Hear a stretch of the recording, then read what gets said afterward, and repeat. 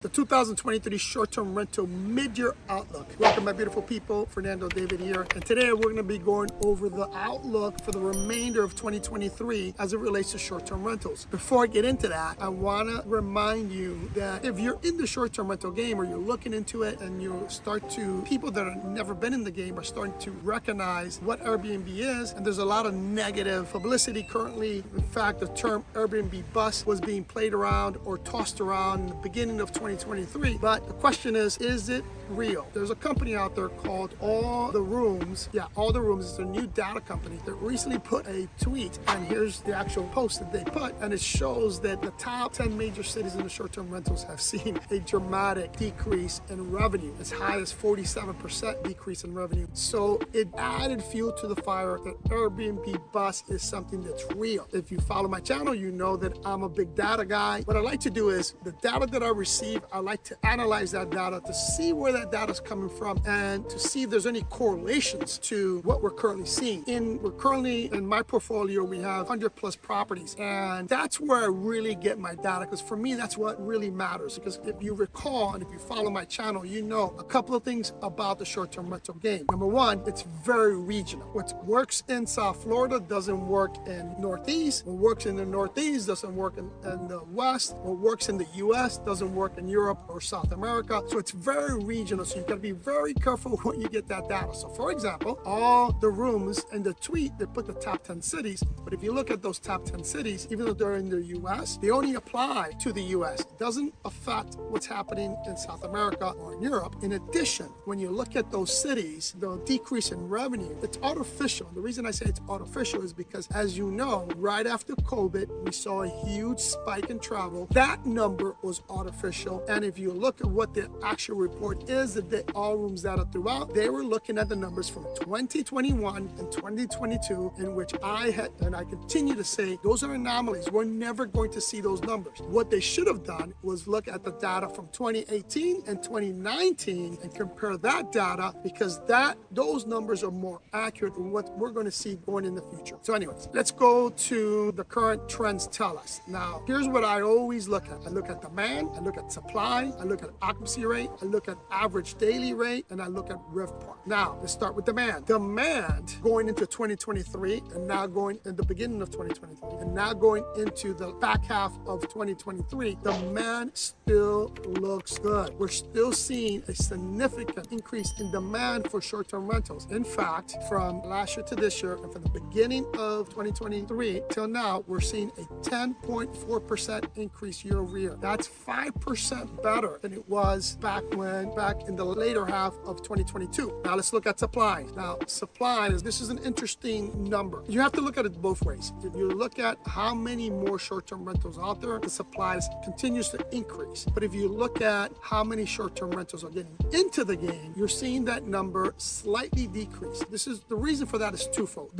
And I look at the mortgage rate in the real estate market. The real estate market has slowed down dramatically because of interest rates. Interest rates are expensive, less people are buying, and less people are selling as a result of that. So there's less new people getting into the short-term rental game. In terms of, when I say new, in terms of new properties coming into the game. There's people that own properties that want to move but don't sell because of the interest rate. And those people are coming into the short-term rental game, and those people are taking advantage that they currently have a low mortgage or low mortgage rate on their property, and they're keeping it and converting those properties into short-term rentals. Overall, we're looking at we looked at a 14% year-over-year increase, and I believe, and the data saying that we're going to see a slight decrease in those numbers, because 14% has been like between 10 and 15% since 2022, and now has been like the average number of increase in supply. But I think that's going to slow down slightly going into the later part of 2023 and into 2024. I'm going to say it's going to be less than 10%. Now, the next one is going to be occupancy rates, or occupancy, not rates, but occupancy. Now, occupancy for the second year has declined. These occupancy rates have declined because we're seeing such a huge increase in supply. A year-over-year increase between 10 and 15% is a lot, people. More people are getting into the short-term rental game today than ever before. So we have a big supply. As a result, we're going to see that occupancy is going to go down. Now, if you look at the video video that I did going into 2023, you'll saw that average occupancy rate was in the low to mid 60% for 2023, and going into for the first half of 2023 and going into the latter half, we're seeing a decrease, and now we're seeing about a 56% occupancy rate.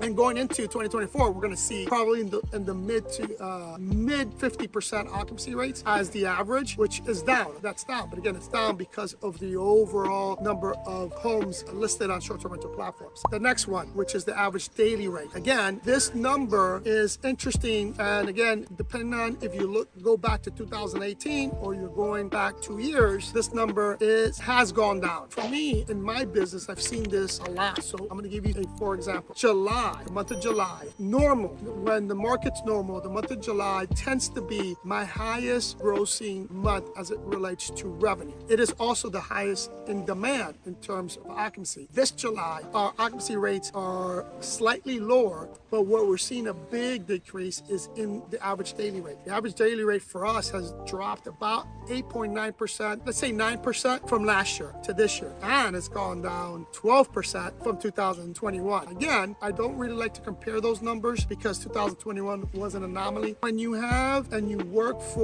as a property manager like we are, we manage other people's properties, those expectations, if they got in 2021, those numbers are what they hope and expect going forward. Even though we've told people, don't get used to these numbers, it's difficult when we go into 2023 and those numbers go down. It's difficult for an owner to understand that. It's your job as a property manager to constantly educate your owners so they understand what it is, what the true numbers are. Now, again, compared to long-term rents, short-term rentals can often exceed those numbers, but we have to be realistic, people. We're going back to what's being normal, what we saw back in 2018, 19, and these crazy numbers that we saw in 21, we're not going to see those. The last one that I'm going to talk about is RevPAR. Again, for those that don't know what RevPAR is revenue per available rental. Now, this is interesting, and I'm just going to read to you what Airbnb put out. The small improvement in our average daily rate and occupancy don't quite add up as it relates to RevPAR in 2023, but Airbnb forecast is still somewhat higher, a 1.1% from 1.6%. So what does that mean? It means that RevPAR is finally starting to stabilize, right? I'm going to repeat myself. I'm going to sound like a broken record. It's starting to stabilize,